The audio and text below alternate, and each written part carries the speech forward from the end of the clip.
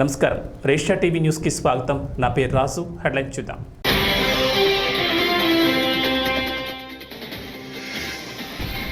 విపక్షాల విమర్శలకు సమాధానమిచ్చిన సీఎం జగన్. భూములపై సర్వ హక్కులు కల్పించిన ల్యాండ్ టైటిలింగ్ యాక్ట్ అని వెల్లడి.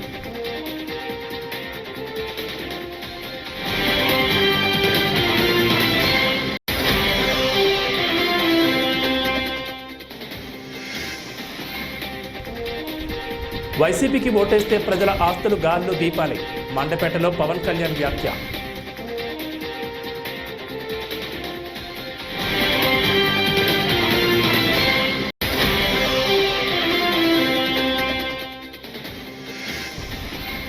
ప్రజా ఆమోదయోగ్యంగా కూటమి మేనిఫెస్టో ఉందన్న యనమల రామకృష్ణుడు. అన్ని వర్గాలకు మేలు జరుగుతుందని వెల్లడి.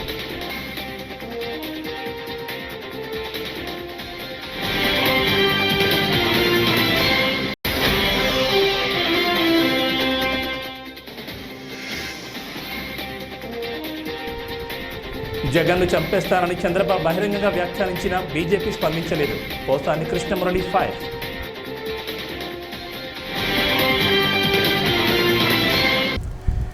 కుర్చీలు లాక్కోవడం, వెన్నుపోటు పొడవడం, మోసం చేయడం, మనుషుల్ని చంపేయడం ఇదే చంద్రబాబు రాజకీయమని, అలాంటి చంద్రబాబుకు ఓటేయమని అడిగే అర్హత ఎక్కడుందని ముఖ్యమంత్రి వైఎస్ జగన్మోహన్ రెడ్డి నిలదీశారు.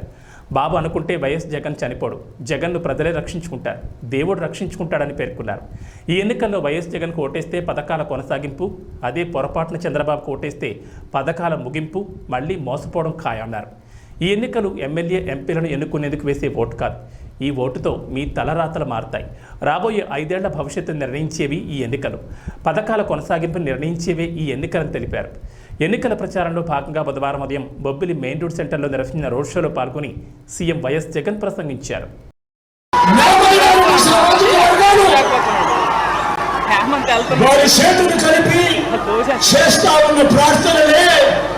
వారి బిడ్డకు, వారి జగన్కు శ్రీరామ రక్ష అని చెప్పి సందర్భంగా తెలియజేస్తా ఉన్నా.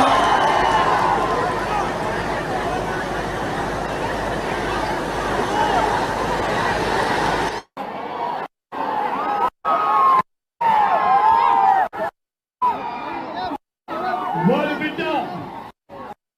బిడ్డ వారికి చేసిన మంచి అందుకున్నా నా రైతన్నలో వారిలో ఆ భూమాత సాక్షి ఆ పంచభూతాలు చేసే చిన్న ప్రార్థనే మీ బిడ్డకు శ్రీరామ రక్ష.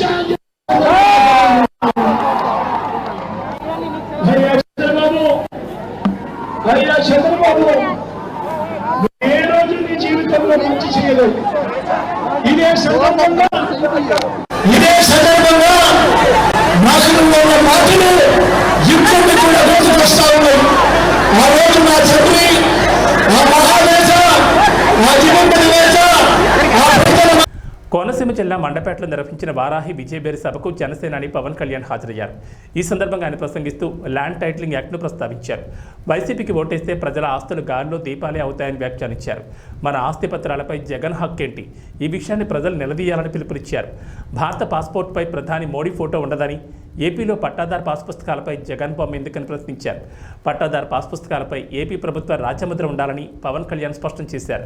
రాష్ట్ర ప్రజలకు జగన్ పాలన నుంచి విముక్తి కలిగించాలన్నదే తన బలమైన ఆకాంక్షని అన్నారు. గత 10 ఏళ్లుగా తనను అనేక ఇబ్బందులు గురిచేశారని, ఎన్నో మాటలన్నారని తెలిపారు. ప్రజల కోసం ఎన్ని మాటలైనా భరిస్తానని, ప్రజా సంక్షేమం కోసం ఎన్ని ఇబ్బందులైనా ఎదుర్కొంటానని స్పష్టం చేశారు. పేరు పేరున నా హృదయపూర్వక నమస్కారాలు. నాకు మండపేట చాలా గుండెలో చాలా పదిలిమైన స్థానం. నాకు మండపేట నియోజకవర్గం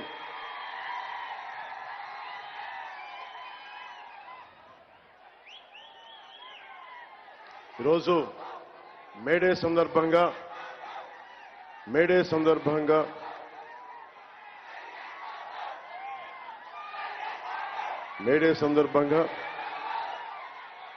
కార్మికులకి, భవన నిర్మాణ కార్మికులకి, అసంఘటిత కార్మికులకి, సంఘటిత కార్మికులకి, అన్నం పెట్టే రైతాంగానికి, కష్టపడే ప్రతి ఒక్కరికి మేడే శుభాకాంక్షలు. నివర్ తుఫాన్ నుంచి మొన్న తుఫాన్ల దాకా దాదాపు లక్షల ఎకరాల్లో నష్టం వచ్చిన రైతాంగానికి, గిట్టుబాటు ధర లేని రైతాంగానికి మద్దతు ధర లేని రైతాంగానికి మీరు పడుతున్న బాధలు నేను 2 సార్లు నన్ను మండపేట రప్పించినాయి. 50 మంది ముఖ్యంగా మండపేటలో 50 మంది కౌలు రైతులకి తలా 1 లక్ష రూపాయల చొప్పున నేను పోయినసారి సభలో ఇచ్చాను. నేను మీకు గుర్తు కూటమి మేనిఫెస్టో అందరికీ ఆమోదయోగ్యంగా ఉందని ప్రజలే చెప్తున్నారని, కూటమి మేనిఫెస్టోపై వైసీపీ తప్ప మిగిలిన రాజకీయ పార్టీలన్నీ మెచ్చుకున్నాయని టీడీపీ పొలిట్ బ్యూరో సభ్యుడు యనమల రామకృష్ణ అన్నారు. ఈ మేనిఫెస్టోతో ప్రజలకు మేలు జరుగుతుందని పేర్కొన్నారు. ఇవాళ ఆయన మీడియా సమావేశంలో మాట్లాడుతూ జగన్ రెడ్డి ప్రభుత్వం రాష్ట్రాన్ని నాశనం చేసిందని, ఈ వినాశనం నుండి ఉన్నత స్థితికి తీసుకువెళ్లడానికి ప్రజా మేనిఫెస్టోను రూపొందించామని స్పష్టం చేశారు. ఈ మేనిఫెస్టోతో అన్ని వర్గాలకు మేలు జరుగుతుంది.